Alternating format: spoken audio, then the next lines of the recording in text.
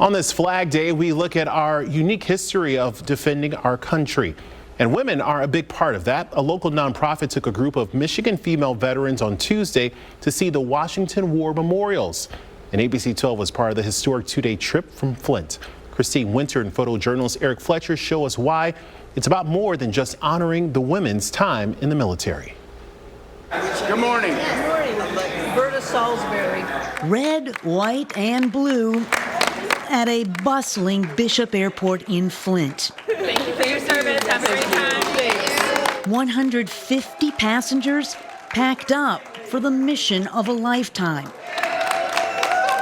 On the manifest for this Mid-Michigan honor flight to Washington, 150 strangers sharing two powerful connections. Have a good journey. Love you, Samara. Every single honoree and guardian is a female veteran. As soon as we came up with this idea, everybody was on board and said, yes, we need to do this. It's believed to be the first of its kind for the honor flight program. Appreciate you. And from takeoff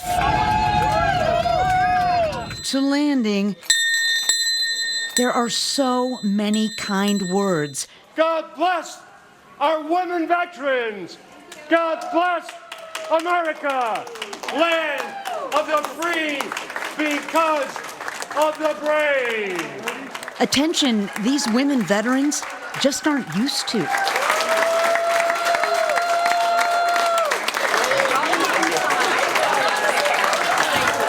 At the war memorials, stories of living history. I thought I was serving my country. Back in 1967, Vietnam War veteran Nancy Wells was only 22 years old. I was naive. I was young. I thought I was going over and care for soldiers who wouldn't die. When she went to work as a nurse at an evacuation hospital in Pleiku. It was an almost 400-bed hospital, and there were times when we had so many casualties coming in that we ran out of beds. Engraved names on a wall and memories of the young teenagers she tried to save. The boys were amazing. They were compassionate. They were funny. They cared more about the man in the next bed than they did for themselves. Every time I walked into my ward, I fell in love 40 times. Every day I was there. There's also retired Air Force Master Sergeant Joanne Tillman of Flint. She served 21 years, beginning in 1969. I graduated. I didn't want to work at General Motors. It gave me an opportunity to do something different. Tillman wanted to go to Vietnam, but her options were limited. At the time I was in, women couldn't go to combat.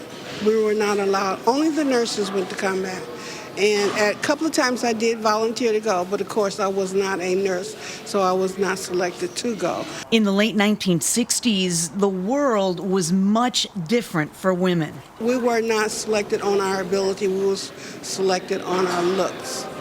Okay, so, but now I think it's great that the fields were limited to, mostly we went into administrative fields, or the hospital. I had a desk job. I didn't talk to enough women at that time. When you're in the service, you do what you're told when you're told, and you don't ask questions. Insight on why this trip is so crucial. The Mid-Michigan Honor Flight did its homework. It found out of 46,000 female veterans in Michigan, less than 1% had been on an honor flight. And there's something else. And a lot of female veterans don't feel like their service meant anything because they didn't serve in time of combat or they didn't serve, in combat. He says it's not uncommon for women to say, I'm a service member, but not a veteran. We're trying to combat that and say, no, you're a veteran, your service counts. It means as much as the men's service did. The Military Women's Memorial in Arlington, Virginia, wanted to recognize each one of these heroes. What you did mattered. You changed things. You are the shoulders that this current generation stands on and now has opportunities we could only dream of. So don't you dare tell me I was just. I was only. I didn't serve for long. In this room, there's a combined 1,605 years of service. Each veteran Cheryl McLeod, darling. receiving an award, A1C Sarah K. Ford. sharing and recognizing how her story and her story Petty Officer 3rd, Molly Jo Barnes, Navy 2005 to 2010. are crucial parts of America's herstory. I identify with the nurse kneeling here and just falling down on my knees, wanting to cry, and you can't cry. If I cried, I'd never stop. Now, close to 60 years later, new friendships and perspectives. It is fantastic.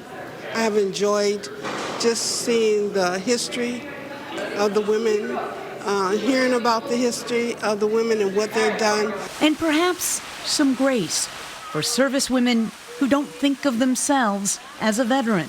I'm still reluctant when I go to memorial services like we had for Memorial Day to salute my flag. I always put my hand on my heart instead.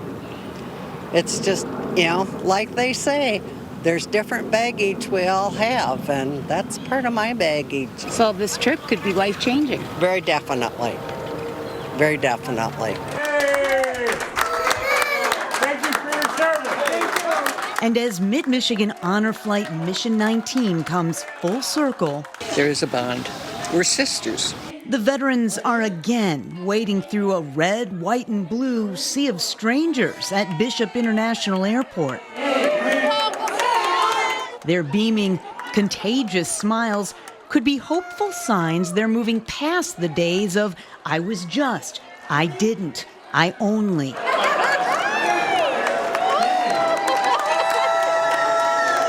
Because our veteran heroes' service is important.